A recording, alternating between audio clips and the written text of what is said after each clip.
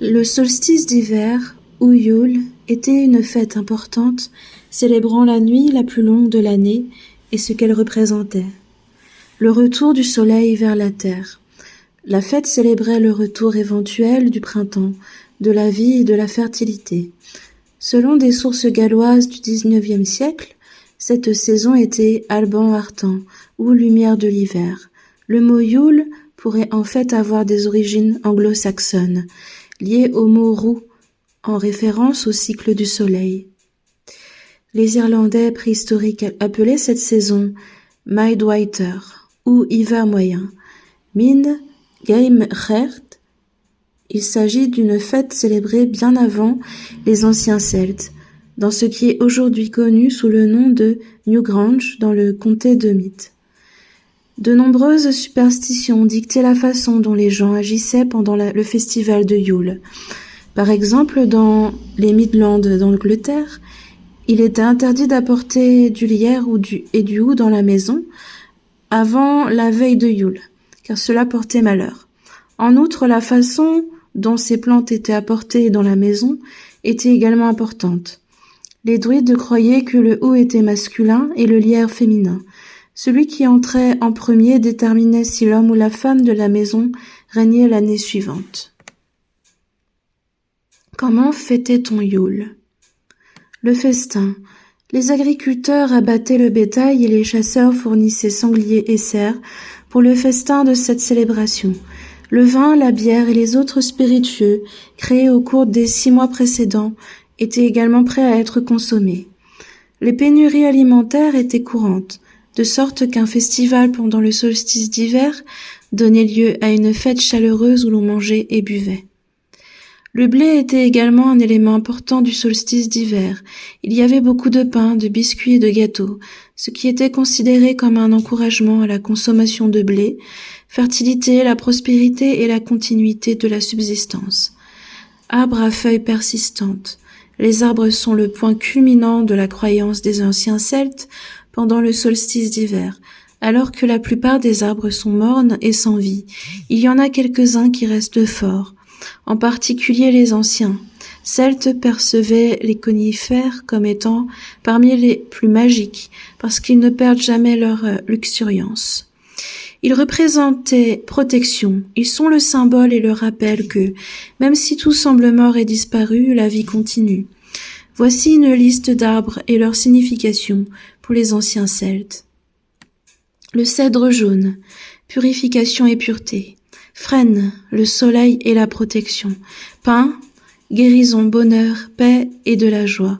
Sapin, solstice d'hiver, la promesse d'une renaissance. Bouleau, renouvellement pour l'année à venir.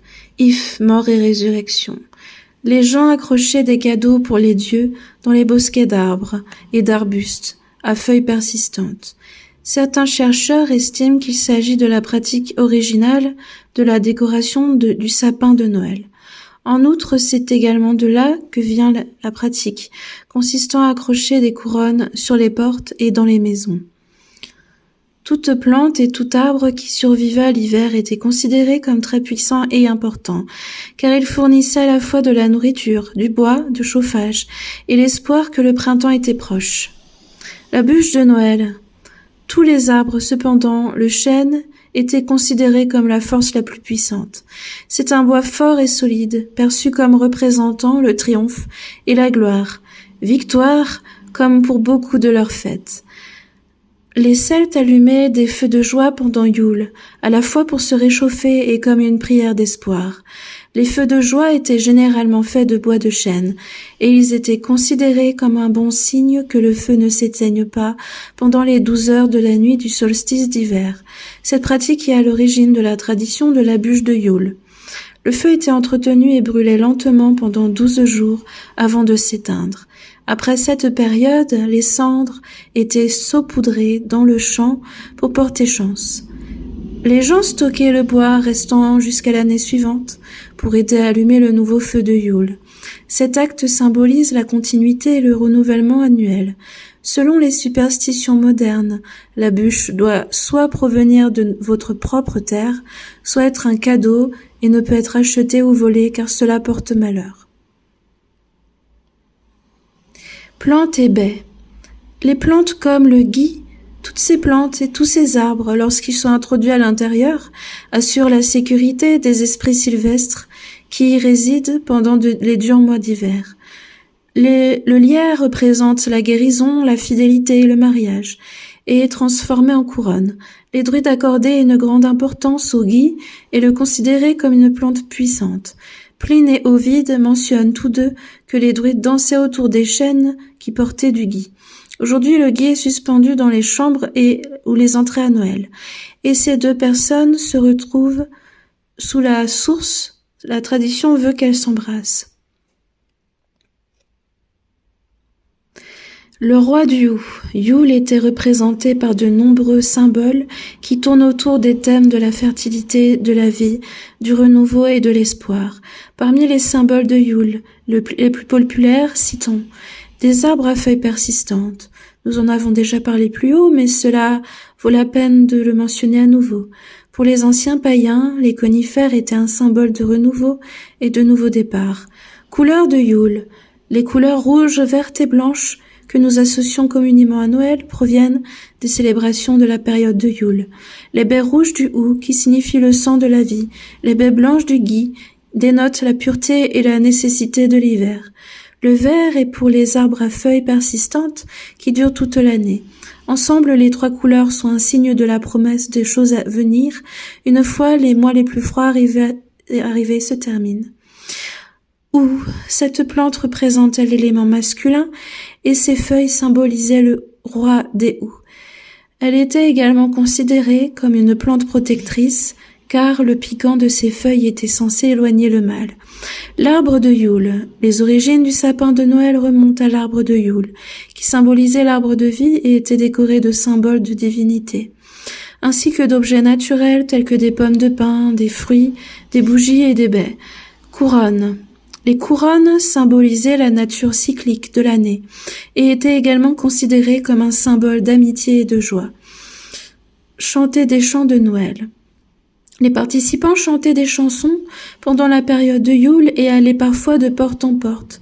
En échange de leurs chants, les gens leur donnaient un petit cadeau comme symbole de bénédiction pour la nouvelle année. Les cloches. Lors du solstice d'hiver, les gens faisaient sonner des cloches pour faire fuir les esprits maléfiques qui se cachaient pour faire du mal, ce qui symbolise également la fin de l'obscurité, de l'hiver et l'arrivée du soleil et du printemps.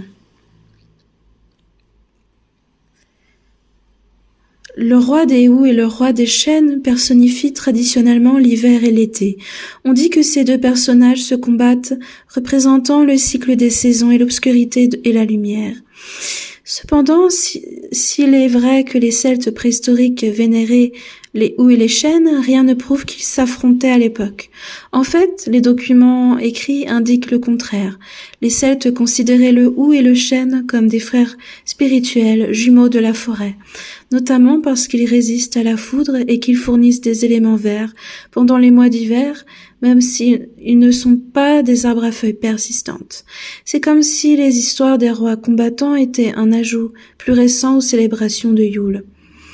Comment fête-t-on Yule aujourd'hui ? Avec l'avènement du christianisme, Yule a subi une transformation majeure et est devenue la fête chrétienne, Noël. De nombreux rituels et traditions païens de Yule ont été adoptés dans la version chrétienne de la fête et se poursuivent encore aujourd'hui. En tant que fête païenne, Yule est également célébrée aujourd'hui par les Wiccans et les néo-païens. Comme il existe de nombreuses formes de néopaganisme aujourd'hui, les célébrations de Yule peuvent varier. En bref, l'hiver est le temps du repli sur soi. Il peut s'agir d'une période solitaire et dure en raison du manque de lumière et des quantités massives de neige accompagnées de températures glaciales. Une fête lumineuse et remplie de lumière avec les amis, la famille et les proches était un rappel parfait dans les profondeurs sombres de l'hiver que la lumière et la vie sont toujours présentes. Bien que Yule ait subi de nombreux changements, elle reste une fête célébrée par différents groupes de personnes.